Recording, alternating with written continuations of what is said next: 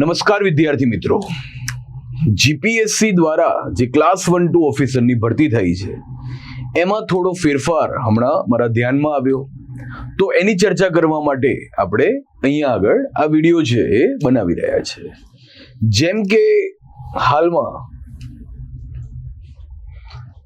Doctor Anju Sharma ACS additional chief secretary, એમણે અધિક મુખ્ય સચિવો, બીજા બધા જે વિભાગો છે એના સચિવોને અહીંયા આગળ પત્ર લખ્યો છે, જેમાં એમણે કીધું છે કે જે વહીવટી અધિકારી નું પદ છે, એડમિનિસ્ટ્રેટિવ ઓફિસરનું જે પદ છે, વર્ગ 1 નું પણ અને વર્ગ 2 નું પણ, તેની લાયકાતમાં જે ક્લાસ 1 માટે 5 વર્ષનો અનુભવ, ક્લાસ 2 માટે 3 વર્ષનો અનુભવ છે એ હટાવી દેવો જોઈએ. જીપીએસસી દ્વારા જે સૌથી મહત્વની ક્લાસ 1-2 ની ભરતી થઈ છે એમાં પણ અનુભવ નથી, તો એ બાબત છે અને સંલગ્ન કરીને વહીવટી અધિકારીની ભરતી પણ જીપીએસસી ક્લાસ 1-2 ની સાથે કરવી જોઈએ. એ આ લેટર છે એનો કહેવાશે કે એક ભાવાર્થ છે. લખ્યું પણ છે કે જેનાથી ભરતી કરતી સંસ્થા ઉપરના ભારણમાં ઘટાડો થશે અને નિયમિત ભરતી આયોજિત થવાથી પ્રસ્તુત જગ્યાઓ સરળતાથી અને તાત્કાલિક ભરી પણ શકાશે. અને કીધું છે કે તરત આ બાબતે દરખાસ્ત મંજૂર કરવામાં આવે. સૌથી પહેલા આ મુદ્દો કેમ ચાલી રહ્યો છે દોસ્તો, તો બધાને ખ્યાલ છે કે ગુજરાતમાં ભરતી પ્રક્રિયા અલગ જ પ્રકારની થઈ રહી છે. કઈ જ એની વચ્ચે ઘણીવાર એકરૂપતા કે એક સૂત્રતા જોવા નથી મળી રહી. જેમ કે વચ્ચે ટ્રાઇબલ ડેવલપમેન્ટ ઓફિસર, જેની 21 જાન્યુઆરી 2024 ના દિવસે પ્રિલિમ હતી, પ્રિલિમ પછી સીધો ઇન્ટરવ્યુ, પછી assistant tribal development officer super class 3 એની નીચે કામ કરવા વાળા, એ સીસી માં ગ્રુપ એ માં છે, જેમાં પ્રિલિમ પછી મેઇન્સ પણ લખવાની.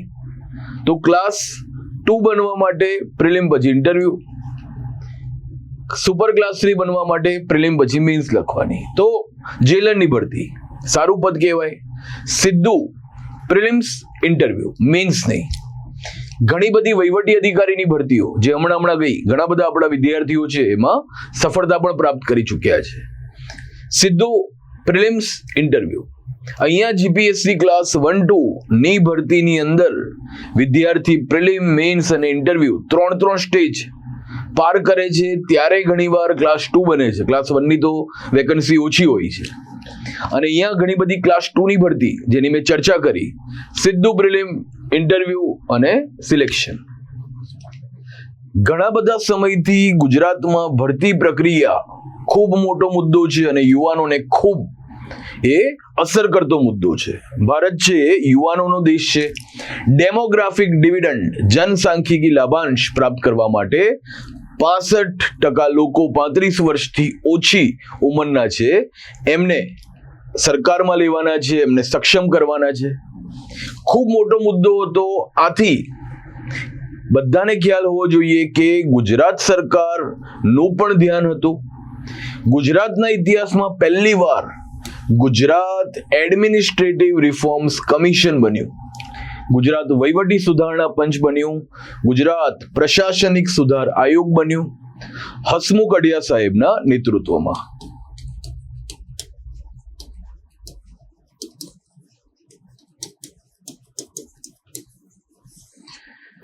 આમ તો દેશમાં એક જ મુદ્દો ચાલે છે કે આઝાદીના 100 વર્ષ, વિઝન 2047 ને ધ્યાનમાં રાખીને અર્નિંગ વેલ, લિવિંગ વેલ ની સંકલ્પનાથી આ સુધાર આયોગે રિપોર્ટ આપવાના છે. 6 રિપોર્ટ આપી ચૂક્યું છે, અને જે 6થો રિપોર્ટ છે એ ગુજરાતના વિદ્યાર્થીઓને ખૂબ વધારે જે અસર કરે છે એ ભરતી પ્રક્રિયાને લગતો છે. એમાં એમણે પહેલા તો સજેશન આપ્યું છે કે એક યુથ સેન્ટ્રિક, યુવા કેન્દ્રિત અમે ભરતી પ્રક્રિયાની નીતિ બનાવીશું. બીજું છે કે ઝડપ લાવીશું, અને ત્રીજું છે કે એક્યુરસી એને પણ વધારીશું, જે કહેવાશે કે 3A. ઓકે, એને અમે આગળ વધારીશું. 3E એફિશિયન્સી અને ઇફેક્ટિવનેસ એને અમે આગળ વધારીશું. વારંવાર આ રિપોર્ટમાં કહેવામાં આવ્યું છે કે 6 મહિનાથી 1 વર્ષની અંદર ભરતી પ્રક્રિયા પતવી જોઈએ. જીપીએસસી ક્લાસ 1-2 ની 47 નંબરની ભરતી નું નોટિફિકેશન આવ્યું હતું 2023માં. એનું હજી ફાઇનલ રિઝલ્ટ છે એ નથી આવ્યું, હજી ઇન્ટરવ્યુ ચાલી રહ્યા છે. તો ઘણો બધો સુધાર થશે જો આ રિપોર્ટને લાગુ કરવામાં આવશે. રિપોર્ટમાં કીધું છે કે 6 મહિના અથવા મહત્તમ 1 વર્ષમાં ભરતી પ્રક્રિયા પતાવી દેવાની. સેકન્ડ થિંગ કે કોમન એન્ટ્રન્સ ટેસ્ટ CET દ્વારા ભરતી કરવાની. જેમ કે એ પણ જોવા મળ્યું કે જીપીએસસી ક્લાસ 1-2 ની જ્યારે 7 જૂન 2026 ના દિવસે પ્રિલિમ્સ હતી, એની સાથે એકાઉન્ટ્સ ઓફિસર અને ACFRFO ની પ્રિલિમ પણ સાથે લેવામાં આવી. તો કોમન એન્ટ્રન્સ ટેસ્ટ લઈ લેવાની. ઓકે, ઝડપથી ભરતી પ્રક્રિયા પતાવવાની છે. બીજું કે બધી ભરતી પ્રક્રિયામાં સમાનતા હોવી જોઈએ. 1 કેડર 1 રૂલ. એવું નહીં કે ક્લાસ 2માં ક્યાંક ભરતી માટે પ્રિલિમ મીન્સ ઇન્ટરવ્યુ આપે, ક્યાંય ક્લાસ 2 ની ભરતી માટે સીધું પ્રિલિમ્સ પછી ઇન્ટરવ્યુ આવે. તો એમાં પણ શું કરવાનું છે? યુનિફોર્મિટી લાવવાની છે.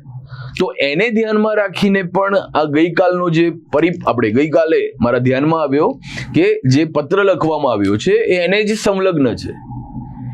તો શું ફાયદો થશે?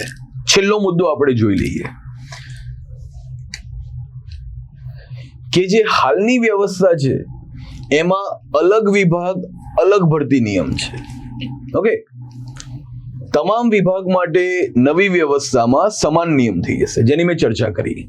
અહીંયા અલગ અલગ પરીક્ષા લેવામાં આવે છે. અહીંયા એક જ જીપીએસસી ની પરીક્ષાથી સેમ કેડરના લોકોની ભરતી કરવાનું નક્કી થશે.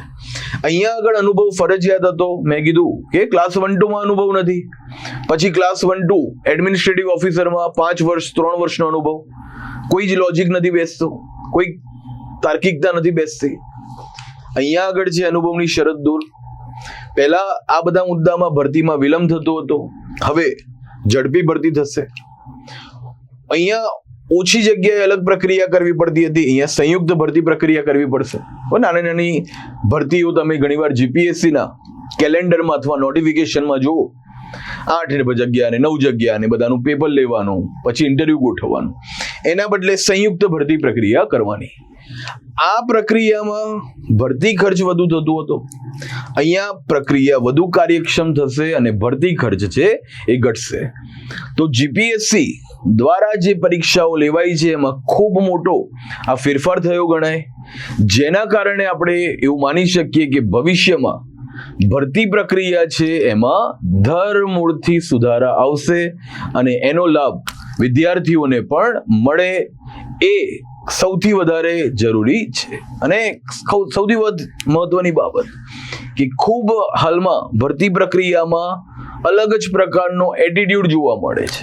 જેમ કે ગૌણ સેવા પસંદગી મંડળ, જ્યારે એમણે CC ની એ વખતે નોટિફિકેશન બહાર પાડ્યું હતું, એવું હતું કે 1.5 મહિનામાં અમે પ્રિલિમ લઈ લઈશું. આજ સુધી પ્રિલિમ નથી લેવાઈ. પછી કદાચ પ્રિલિમ લઈ લેશે સપ્ટેમ્બરમાં ને એવી રીતે ચર્ચાઓ ચાલતી હોય છે. તો પછી પાછી મેઇન્સ છે એ રેવન્યુ તલાટીની જેમ 1 મહિનામાં ના લઈ લે. છોકરાઓને કંઈ ખ્યાલ જ નથી. તો બહુ જ બધા એમાં ફેરફાર થાય એની પણ જરૂર છે. આજે અત્યારેમાં હું આ વિડીયો બનાવી રહ્યો છું, થોડા ટાઈમ પહેલા CC નું પણ બધાને ખ્યાલ છે કે જે પ્રિલિમ્સનો ડિટેલ સિલેબસ આવ્યો છે. તો એના ઉપર હું એક વિડીયો છે આના પછી બનાવવા જઈ રહ્યો છું. અન્ય કોઈ વિડીયોની આપને જરૂર હોય, તમને એવું લાગે કે નહીં મારું આ એરિયા વીક છે, આ બાબતની મને સમજ ઓછી છે, તો એવી જે બાબત છે એનું પણ તમે કોમેન્ટ બોક્સમાં જણાવજો. તો આપણે એના ઉપર પણ ભવિષ્યમાં વિડીયો બનાવીશું. અને આ જે વિડીયો હતો વહીવટી અધિકારી, બરાબર છે, એની હમણાં થોડો સમય પહેલા જીપીએસસી દ્વારા ભરતી પણ ઘોષિત થઈ છે. વહીવટી અધિકારીનું પદ ખૂબ સારું પદ છે. દરેક વિભાગમાં જે ક્લર્ક છે એમની નીચે કામ કરતા હોય છે. એમણે મહેકમનું કામ સંભાળવાનું છે. એમણે ઘણીવાર ઇન્ક્વાયરીનો મુદ્દો પણ સંભાળવાનો છે. એમણે જે બધું જ કચેરીમાં છે એના ઉપર સુપરવિઝન રાખવાનું છે. ઘણીવાર ટેન્ડર વગેરેમાં પણ એનો અભિપ્રાય માંગવામાં આવે છે. તો હમણાં જે વહીવટી અધિકારી ની જીપીએસસી ની ભરતી છેલ્લા નોટિફિકેશનમાં ઘોષિત થઈ છે, એને પણ બધાએ સિન્સિયરલી લેવાની છે. ખૂબ સારી એ ભરતી છે. એને અત્યારે આમાં લઈ લે છે કે ભવિષ્યમાં લે છે એ હજી સ્પષ્ટતા નથી થઈ, એટલે હું એ બાબતમાં કોઈ જ કોમેન્ટ કરવા માંગતો નથી.